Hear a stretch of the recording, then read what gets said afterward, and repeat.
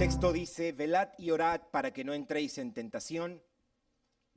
El espíritu está dispuesto, pero la carne es débil. Vamos a, de alguna manera, para sacarle el máximo provecho a este versículo, vamos a mirar en tres partes. Velad y orad, velad y orad. Lo segundo es: velad y orad para no entrar en tentación. Y lo tercero, el espíritu está dispuesto, pero la carne es débil. De alguna manera es el mandato orar, el resultado de la oración y la razón por la cual oramos. El mandato orar, velad y orad. El resultado, para no entrar en tentación. La razón, porque el espíritu está dispuesto, pero la carne es débil. Y al final hacemos unas breves observaciones. Entonces vamos a mirar primero esto de velad y orad. En inglés dicen watch, no, vigila, vigila. Ahora, quiero que piensen algo y recuerde que esto es algo que Jesús hace con frecuencia. Jesús con frecuencia usa una situación o un hecho común para enseñar a sus discípulos una realidad espiritual. El Señor tomaba eventos, por decirlo así, de la vida real para explicar realidades espirituales. Por ejemplo, Jesús usó la ceguera de un hombre y la sanidad de ese hombre para ilustrar la ceguera espiritual de los hombres y cómo Él es el quien trae luz. Eso es en Juan 9, por ejemplo. En Juan 6, Jesús utiliza la multiplicación de los panes para ilustrar nuestra necesidad de Él, que es el pan de vida, y cómo Él es para nosotros el pan de vida. Por eso digo, Jesús utilizaba hechos comunes, circunstancias, eventos, para ilustrar de alguna manera una realidad espiritual. Aquí, en esta ocasión, Jesús usa el cansancio y el sueño de los discípulos, de alguna manera, para advertirles, para animarles o para ayudarlos a permanecer alertas. Así como te puedes dormir físicamente, el creyente también puede dormir espiritualmente. Y el Señor no quiere que eso pase. El Señor no quiere que su iglesia esté dormida. Es terrible estar dormido. Imagínese estar en una guerra y quedarse dormido. Velad, estar despiertos o estar alertas. Ya de antemano vemos que el texto es una invitación a no dormirse, a no bajar la guardia, a permanecer despiertos en el sentido espiritual. Podemos decir que es una palabra, esto de velad, es una palabra que sirve para describir el estado de alerta que debe caracterizar a los cristianos. Un estado de alerta por las amenazas que enfrentamos diariamente. El creyente toma en serio las amenazas que suponen el diablo, por ejemplo, o nuestro corazón, las tentaciones que enfrentamos. La Biblia, mis hermanos, nos llama una y otra vez a velar, a estar despiertos, alertas, listos, no dormidos, no descuidados, no distraídos. Quiero leer lo que dice John Owen. Dice, él hablando acerca de lo que es una lucha y un combate continuo contra el pecado.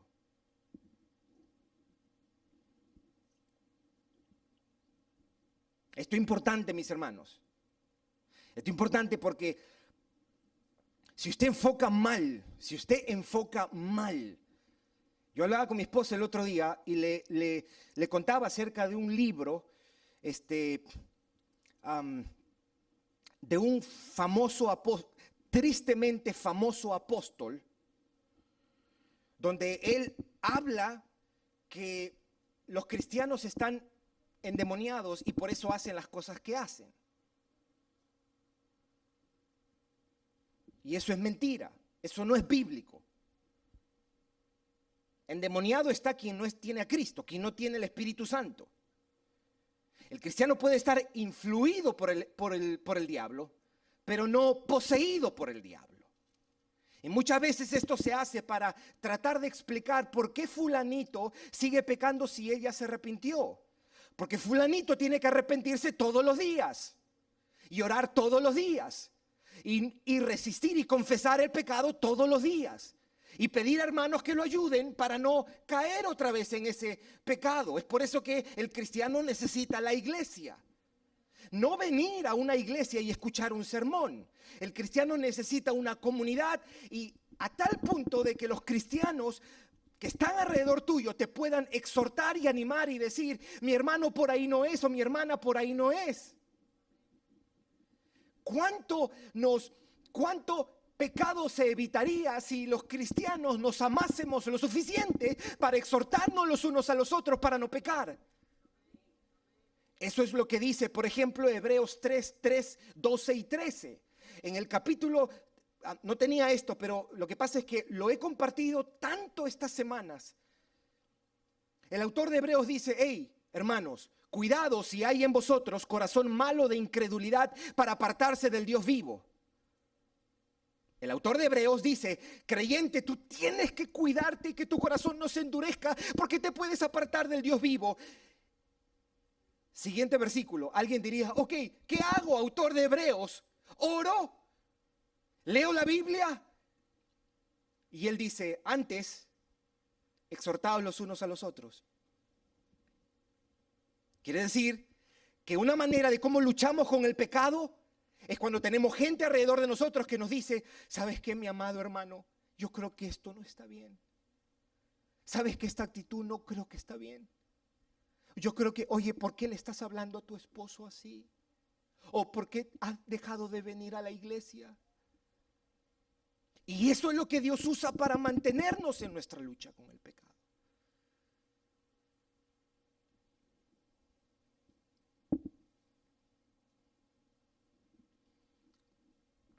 Cuando la semana antepasada predicamos tomando en serio la palabra de Dios, yo pensé en esta idea de serio, porque nosotros tenemos que tomar en serio las cosas espirituales, tomarlas en serio, las realidades espirituales. El infierno no es un juego, mis hermanos. El pecado no es un juego. La gloria de Dios no es un juego. La santidad de Dios no es un juego. La gracia no es un juego. El evangelio no es un juego.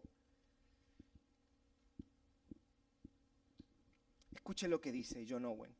Debemos trabajar cotidianamente.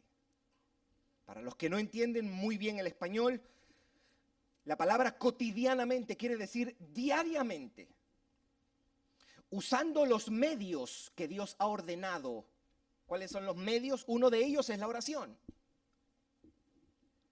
Usando los medios que Dios ha ordenado para herir y destruir a nuestro enemigo. No debemos permitir que un falso sentido de seguridad nos adormezca. ¡Wow! ¡Qué cierto es esto! Un falso sentido de seguridad. Mi hermano, te voy a decir algo. Cuando sientas ese sentido de seguridad y de que todo está bonito y de que todo está bien, cuídate. Cuídate. Asústate.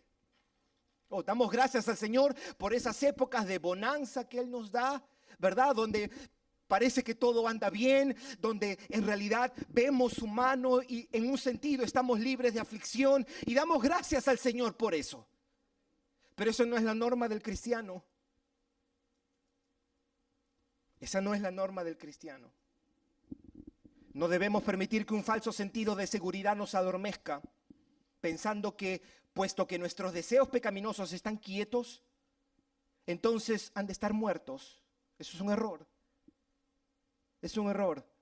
Más bien debemos golpear y herir estos deseos pecaminosos cada día, dice él.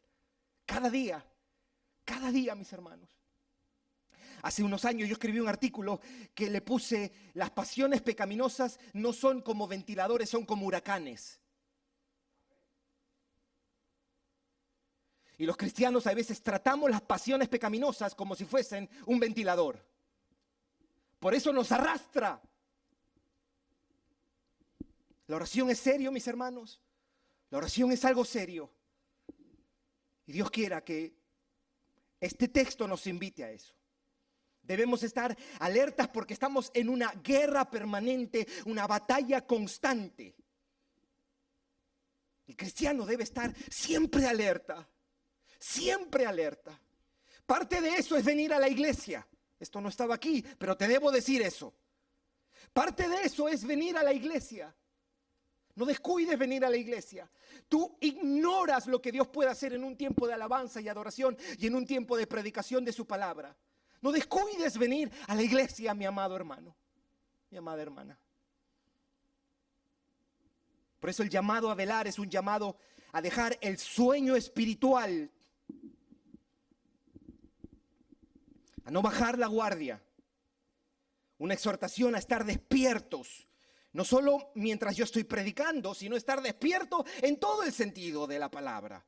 No dormirse en el sentido espiritual de la palabra. Estar en pie de guerra. Y la idea básica de esta palabra es la disciplina de la oración. Velad en la Biblia es un sinónimo para orar. Orar es una manera como velamos. Ahora, debo decir esto. Orar no es lo único que hacemos para velar. ¿Ok? Orar no es lo único que hacemos para velar. Hay otras cosas. La lectura de la palabra también, confesar nuestro pecado, apartarse del pecado, congregarnos, pero no se puede velar sin orar. Esa es la invitación ahora. Velad y orad. Una invitación a estar alertas. A estar alertas, mis hermanos.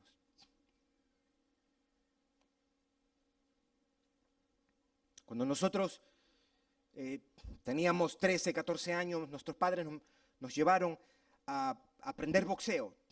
Con Marlon íbamos 3 veces a la semana. Y lo primero que él nos decía, este famoso boxeador de allá de Perú, Mauro Mina, él nos decía, cuando estés en el ring, siempre con la guardia en alto, con la guardia en alto, con la guardia en alto, no baje la guardia. Y cuando nos ponía como sparrings con boxeadores que ya tenían tiempo, lo primero que ellos hacían era exponer tu descuido. Y cuando tú bajabas la guardia, ellos te daban para que tú te dieras cuenta, ¿ya ves? Descuidaste, ¿ya ves? Y eso era lo que él estaba tratando de crear, la guardia siempre en alto. El cristiano siempre tiene que tener la guardia en alto. Siempre, mis hermanos. Siempre. Tú necesitas estar rodeado de gente que está hablando constantemente de la lucha del pecado, de la gracia, del evangelio de Cristo. Esto es un llamado a estar despiertos y alerta, y lo hacemos por medio de la oración. Número 1. Número 2. Dice, velad y orad para que no entréis en tentación. Para que no entréis en tentación. Ahora, quiero decir un par de cosas antes de mirar esto. Lo primero, creo que hay que explicar la tentación a la que se refiere Jesús. ¿Cuál es la tentación a la que están expuestos los discípulos? Y si nosotros leemos el versículo 36 en adelante, entonces llegó Jesús con ellos a un lugar que se llama Getsemaní y dijo a sus discípulos, sentaos aquí entre tanto que voy allí y oro. Y tomando a Pedro y a los 2 hijos de Zebedeo, o sea, Juan y Jacobo, comenzó a entristecerse y angustiarse en gran manera. El versículo 38 dice, entonces Jesús les dijo, mi alma está muy triste hasta la muerte, quedaos aquí, velad conmigo. Eso es lo que Jesús le estaba pidiendo, velen conmigo.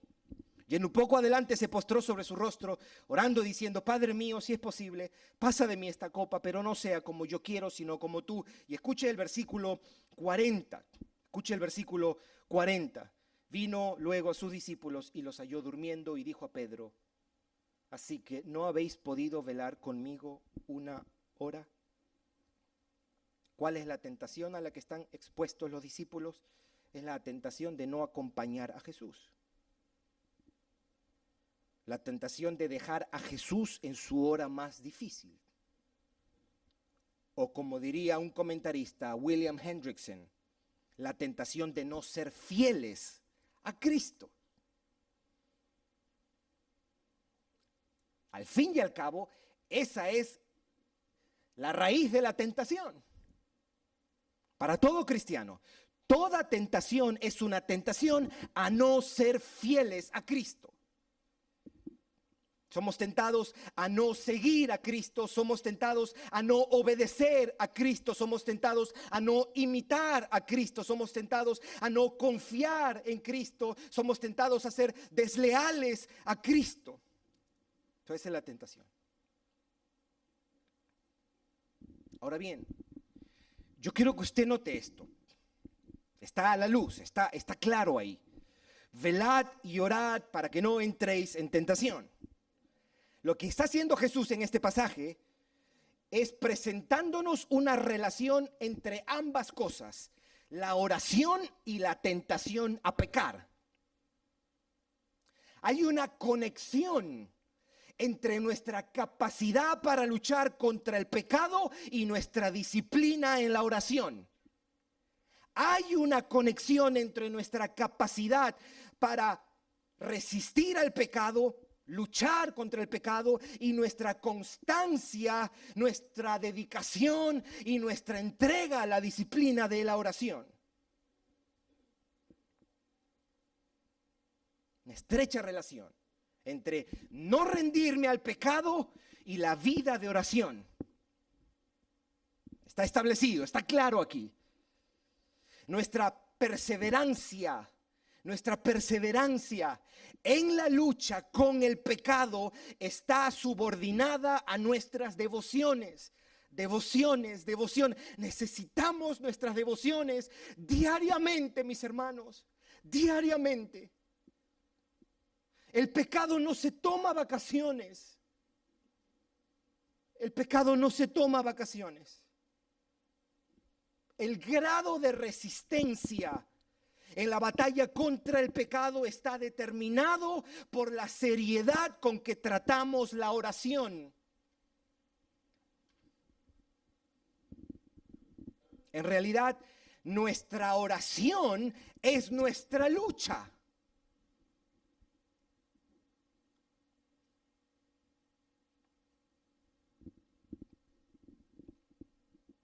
Lo que Jesús está estableciendo aquí es, se puede decir de esta manera. Se puede decir de esta manera. Estad despiertos y alertas, y eso se hace por medio de la oración.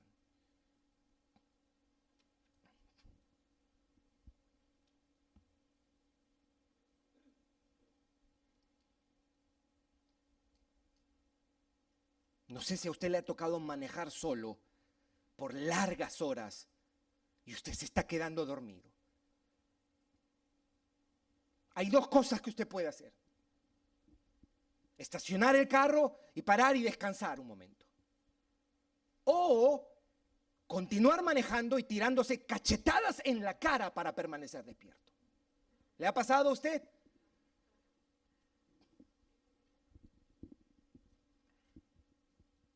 Cristo nos está diciendo lo mismo que nos dice Pablo en Efesios 6. ¿Se acuerda Efesios 6? Porque no tenemos lucha contra sangre y carne, es decir, contra personas, sino contra principados, contra potestades, contra gobernadores de las tinieblas y huestes espirituales de maldad. Y comienza a ponernos el yelmo de salvación, el escudo de la fe y demás. Y él termina describiendo la armadura del cristiano diciendo estas palabras: orando en todo tiempo, con toda oración y súplica en el Espíritu. Son las palabras de Jesús en Mateo 26, son las equivalentes a Pablo en Efesios 6. La oración es importante en esta lucha con el pecado. Batallamos por medio de la oración.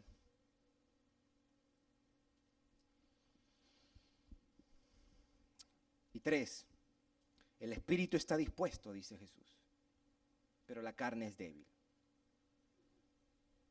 Pero la carne es débil. Para entender esto, yo creo que debemos hacer un par de cosas. La primera es mirar a qué se refiere con el espíritu y a qué se refiere con la carne. Cuando Jesús se refiere al espíritu, Él está haciendo una referencia al espíritu renovado del hombre, al alma redimida. Esa alma redimida es la que quiere, la que está dispuesta, ¿verdad? Nosotros anhelamos honrar a Dios. Nosotros anhelamos obedecer su palabra. Nosotros anhelamos no rendirnos a la tentación, no ofender su santidad, no quebrantar sus mandamientos. Anhelamos eso. El espíritu está dispuesto. Y la palabra carne aquí es una referencia a nuestra humanidad. La naturaleza humana desde su fragilidad y necesidades. La carne es débil porque somos personas propensas a rendirnos.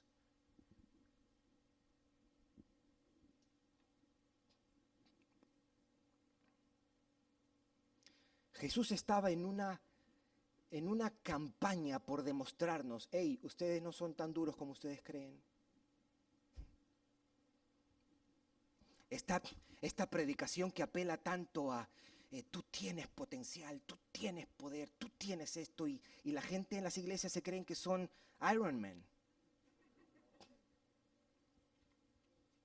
Cuando lo que uno encuentra en la Biblia es que somos débiles, impíos, frágiles. El querer el bien está en mí, pero no el hacerlo. Al final no hago el bien que quiero, sino el mal que no quiero, termino haciendo. Miserable de mí, ¿quién me podrá librar de este cuerpo de muerte? Somos extraordinaria, ridícula e intensamente frágiles y débiles, mis hermanos.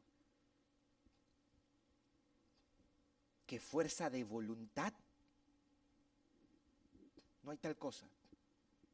Si fuese por fuerza de voluntad, entonces yo le preguntaría a Jesucristo, está bien, tú moriste en la cruz, perfecto, ok, pero yo tengo una clase de determinación por mí mismo. Yo no necesito tu espíritu. Yo estoy bien. Mi papá me enseñó, me crió, me dijo, los niños no lloran. Yo soy fuerte.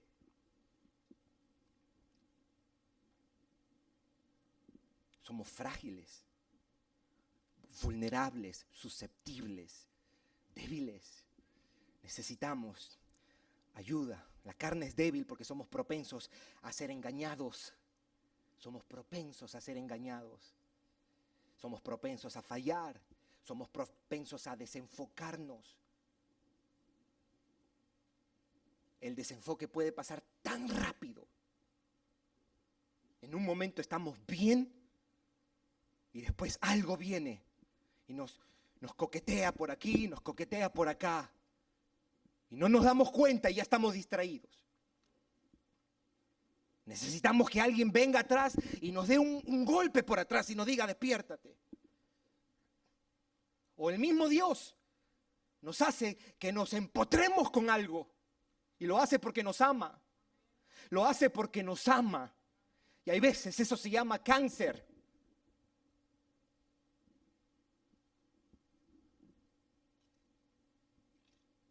Dios no está tan interesado por estos 80 años de salud aquí. Dios está interesado en nuestras almas, mis hermanos, nuestras almas. Tu casa se puede destruir. Al cementerio no llevamos nuestras casas ni nuestros carros. En el ataúd no cabe eso. Y toda la ropa que nos compramos no cabe ahí. El Señor está interesado en nuestras almas. Y Él nos dice, sí, yo sé, Gerson. Yo sé que tu espíritu está dispuesto, pero la carne es débil. Eres frágil, vulnerable. Ahora bien, alguien diría, ok, ¿por qué dice Él estas palabras aquí? Yo creo que si nosotros leemos el versículo 40, nos puede dar un poco de idea, porque a quién se refiere en particular es a Pedro. Es a Pedro. ¿Tenía bronca Jesús con Pedro? No creo. era su salvador.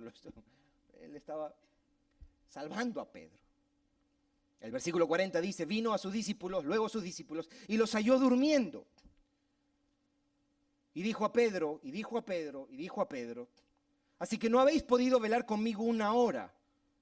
Y creo que la explicación más convincente de por qué le dice a Pedro lo que le dice, no es que a los otros no le dijo, los otros escucharon, los otros estaban dormidos también.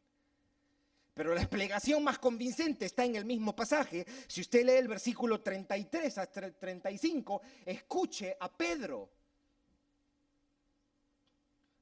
Jesús le había dicho, a mí me van a llevar, me van a matar y demás. Respondiendo Pedro le dijo, versículo 35, aunque todos se escandalicen de ti, yo nunca me escandalizaré. Versículo 34, Jesús le dijo, de cierto te digo que esta noche, antes que el gallo cante, Pedrito,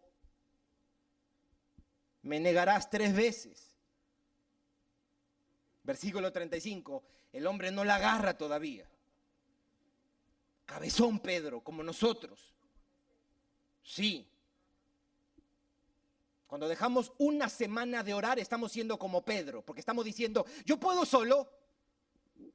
Yo no necesito orar, yo puedo solo.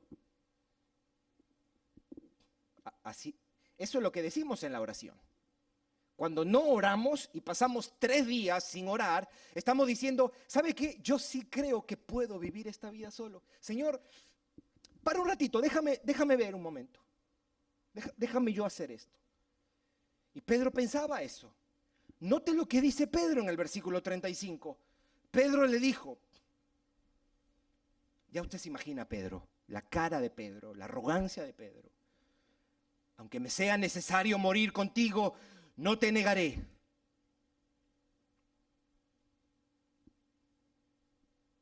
Como diciéndole a Jesús, te equivocaste, Jesús. Porque Jesús le acaba de decir, me vas a negar 3 veces. Y ahora le dice, hey, Jesús, yo creo que tú estás equivocado. Yo no te voy a negar. Es más, yo creo que tú no me conoces, Pedro. Tú no me conoces, Pedro. Y todos los discípulos dijeron lo mismo. Ay, Pedrito, y el Señor le dice, Pedrito, velad y orad para que no entréis en tentación. Sí, yo sé que tu espíritu está dispuesto, yo sé que tú quieres, pero tu carne es débil, Pedrito. Pedrito.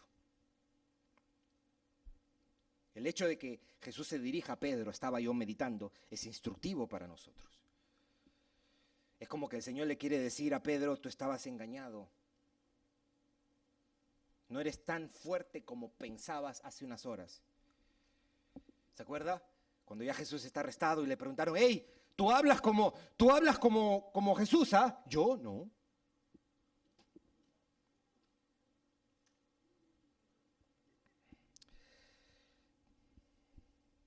Es como que el Señor le dice, se nota que ignoras cuán débil eres, Pedrito. Como que Él está enseñando de que es muy necio pensar y vivir, diría yo, que somos fuertes por nosotros mismos. Lo que quiere es que Pedro aprenda que confiar en sus buenos deseos o en su determinación o en su fuerza de voluntad no alcanza y no es sabio. Jesús quiere que Pedro tome en serio su fragilidad. En serio su fragilidad. Lo vulnerable que es al pecado, que tome en serio su propia debilidad. La enseñanza general de Jesús para todos sus discípulos es que somos frágiles, intensamente débiles, propensos y susceptibles al pecado. Que las buenas intenciones y la fuerza de voluntad no son suficientes. No son suficientes.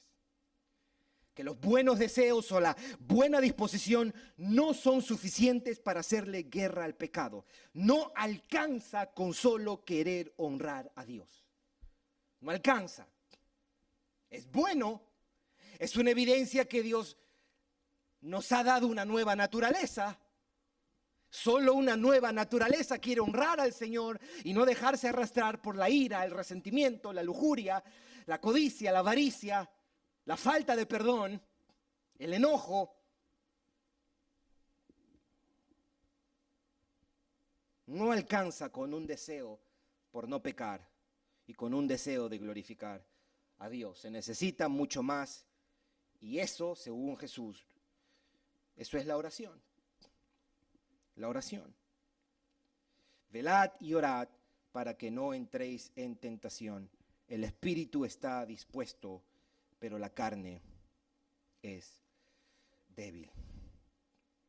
Quiero que escuche qué es lo que dice John Owen en su libro sobre la tentación acerca de esto de velad y orad. Jesús no dice para que no sean tentados, sino dice para que no entréis en tentación. Dice él: partiendo de estas referencias, podemos llegar a la conclusión de que entrar en la tentación significa experimentar en un grado no usual el poder cautivador de la tentación. Énfasis en entrar en tentación significa experimentar en un grado no usual el poder cautivador de la tentación. El diablo viene donde nosotros y nos dice: oye, esto es bueno. Esto es bueno, míralo bien. Mira, está ahí. Y en nuestra mente decimos: oh, ¿verdad? Sí. Ahí estamos siendo cautivados, sea el pecado que sea. A veces, dice John Owen, la tentación es como, y esta es una buena ilustración. Note cómo él compara la tentación. A veces la tentación es como un vendedor tocando la puerta. Quizá alguien ha trabajado de eso aquí, o alguien ha tenido personas que te visitan y te tocan la puerta de tu casa. ¿Se acuerda? En los 80, las ollas. ¿Verdad? Ok.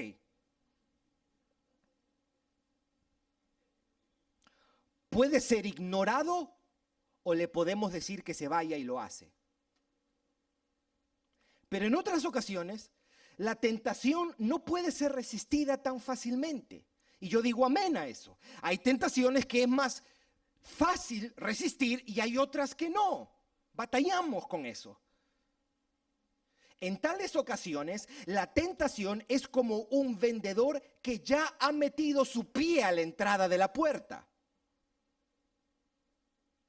Este vendedor no solo está decidido a vender sus bienes, sino que sus bienes son muy atractivos.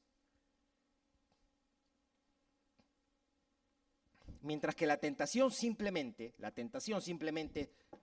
toca la puerta, somos libres para no hacer caso de ella, pero cuando la tentación ya se ha metido en la casa y ha entrado en el cuarto del corazón, entonces entramos en tentación.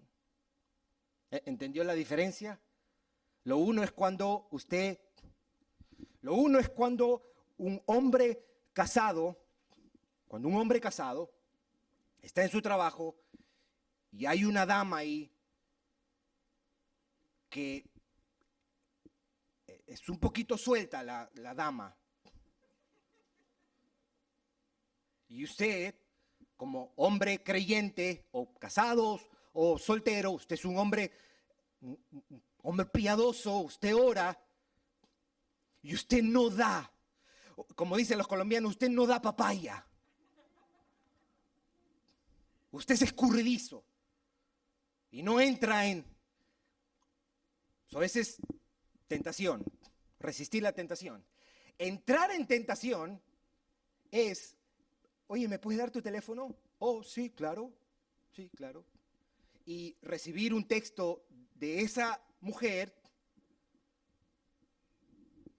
a las 12 de la noche y que te dice: ¿qué haces? No le respondas diciendo: estoy aquí orando y buscando el rostro de Dios. Porque si estarías orando y buscando el rostro de Dios, no estarías ni prendido el celular y ni tampoco, pero entrar en tentación es cuando el corazón se engancha. Y sabe una cosa, ahí casi siempre ya no hay vuelta atrás. ¿Se entiende, mis hermanos? Ahí casi siempre ya no hay vuelta atrás. Tiene que ser un milagro de la misericordia de Dios que te chocas con algo y tú despiertas. Pero no siempre pasa. Por eso el Señor dice, tú tienes que orar para que no entres en tentación.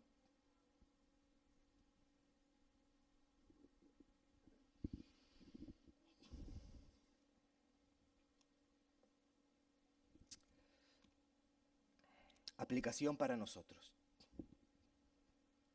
Porque yo he mencionado una tentación en particular, pero nos equivocamos si pensamos que esa es la única tentación.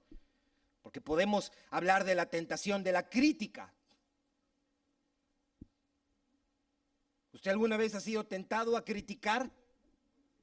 Si usted no ha sido nunca tentado a criticar, yo le pregunto, ¿en qué mundo usted ha vivido?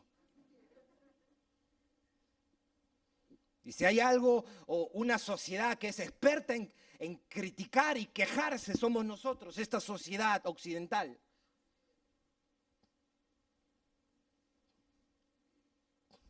Mandan dinero a las personas aquí, $600, y nos quejamos porque se demoró 2 semanas después de lo que habían dicho.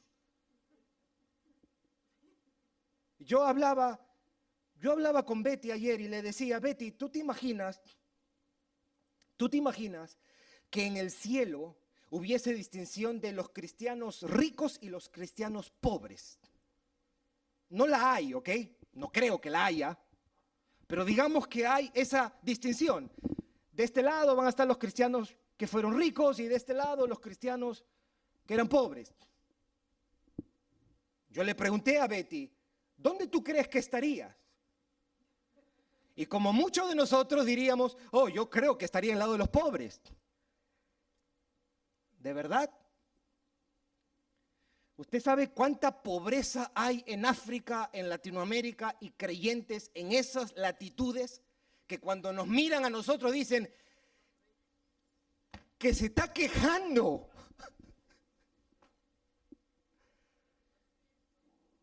Nosotros somos cristianos millonarios, no solo por las bendiciones espirituales, sino por tanta abundancia. Mis hermanos, miren lo que nosotros tenemos aquí.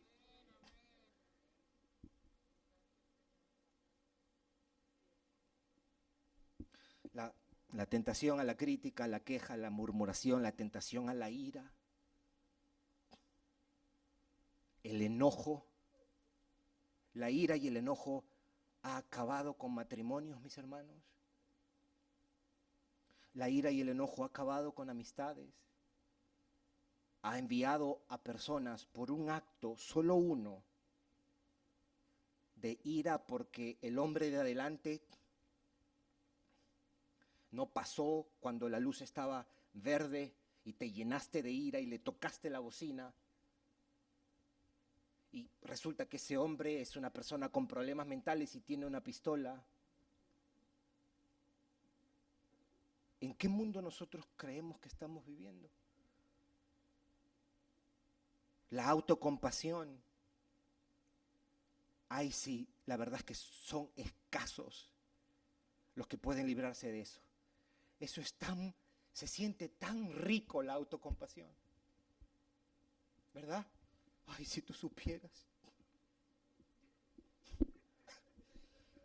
¿Sabe lo que hace el autor de Hebreos? Mira la cruz. Mira la cruz y ubícate, Gerson. ¿Qué te estás quejando? ¿Y qué te hace la víctima? Self-pity. Ah, nadie ha estado. Y relax. Cristo está contigo. La búsqueda de reconocimiento, la búsqueda de ser aplaudido, es una tentación poderosa. La codicia, la avaricia, la codicia es una cosa tan terrible.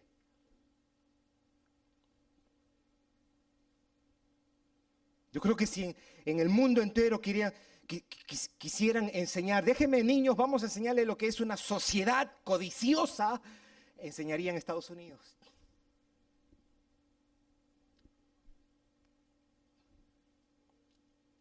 La avaricia, la falta de perdón, el resentimiento, la autoalabanza, la inmoralidad sexual, la lujuria. Ahora la pregunta es, ¿cómo es que la oración nos ayuda a no caer en tentación de estos pecados? ¿Cómo es que la oración ayuda a resistir la tentación? ¿En qué sentido la oración me ayuda o nos ayuda a morir a nuestras pasiones y a la carne? Y yo voy a decir dos cosas sencillas. Primero, porque la oración nos ayuda a tener una conciencia de la realidad de Dios. La acción de tomar un tiempo para orar, la acción para disponer nuestra mente y corazón para la oración es lo que nos ayuda a estar alertas. Menos lo haces, menos alerta. ¿Se entiende, mis hermanos? La oración, por decirlo de una manera, hace fuerte nuestra disposición para la obediencia. El acto de orar fortalece y alimenta nuestra conciencia de las realidades espirituales. La oración nos sensibiliza y nos ayuda a tener siempre presentes las realidades más importantes de la existencia humana. ¿Cuáles son? Dios, el cielo, el infierno, el pecado, la gloria de Dios, la gracia, el evangelio. Eso es lo primero. ¿Cómo es que la oración nos ayuda a luchar contra el pecado? Porque la oración nos ayuda a tener una conciencia, fortalece, predispone, alimenta nuestra conciencia de las realidades espirituales. Y número dos, por las cosas que oramos. Cuando oramos, confesamos la tentación. Y cuando oramos, también le pedimos a Dios que nos dé fortaleza. Eso se hace ambas cosas. Parte de no ser superficial, mis hermanos, y esto es algo que hemos hecho énfasis constantemente, parte de no caer en la superficialidad o en la generalidad, es confesar los pecados con nombre y apellido.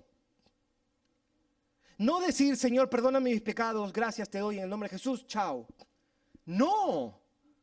Yo tengo que mencionar ese pecado. Señor, estoy siendo tentado con esto, ayúdame. Señor, mi orgullo se ha fortalecido, ayúdame. Mi ira, mi resentimiento, mi apatía, mi indiferencia a las cosas espirituales. Estoy amando más el mundo, Señor. Las cosas del mundo me han cautivado, las cosas de tu iglesia, de tu reino me aburren. Lo confieso, ayúdame. Cuando confesamos nosotros que estamos siendo tentados, estamos de alguna manera reconociendo la necesidad de Dios. ¿Se acuerda cuando Jesús enseñó la oración del Padre Nuestro? No nos dejes caer, ¿en qué?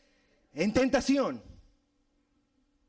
Él nos está diciendo que el medio por el que lidiamos con el pecado es orar. Al mencionar el pecado, lo que estamos haciendo es que lo traemos sobre la mesa. Lo sacamos a la luz. Dios lo toma y nos ayuda. Y usted hace eso todos los días. La vida cristiana no es una vida libre de guerra espiritual, de guerra contra el pecado, es constantemente. En ocasiones usted va a sentir que es derrotado y muy derrotado. En ocasiones usted va a sentir que está resistiendo. Lo importante es que usted siga peleando y siga batallando. El Señor te ama y el Señor no deja de amarte porque tú caigas en un pecado. La justicia de Cristo es tuya aun cuando tú peques. Esa es la única esperanza que tenemos. Que ya Cristo pagó por ese pecado. Y me puedo acercar a Dios y decirle, Señor, yo tengo la justicia de Cristo. Cristo ha perdonado mis pecados. Pero ahora te presento esta situación que me está consumiendo o me está enamorando tanto. Ayúdame. Y es esa dinámica la que nos ayuda a luchar con el pecado.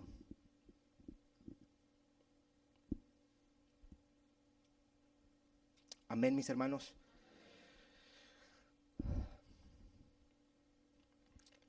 Velad y orad para que no entréis en tentación. El espíritu está dispuesto, pero la carne es débil. Que el Señor nos ayude a tener una aguda conciencia de lo terrible que es el pecado, de lo vigente, de lo incisivo que es el pecado, de lo incansable que es el pecado. Que nos ayude a tener una conciencia de nuestra fragilidad, para que entendamos, necesitamos de Él todos los días en oración. Es verdad que debemos orar sin cesar, en tu carro, en todo momento. Pero es importante apartar un tiempo diariamente, donde tú centras tu atención y tú le dices: Señor, aquí estoy, te necesito. Aunque tu vida esté todo provisto, aunque todo en tu vida esté bien y por la misericordia de Dios tengas 3, 4 meses de una bonanza, aún en esos días algo se está cocinando para destruirte. No bajes la guardia, mi hermano. No bajes la guardia, mi hermana. Velad y orad para que no entréis en tentación. Vamos a orar.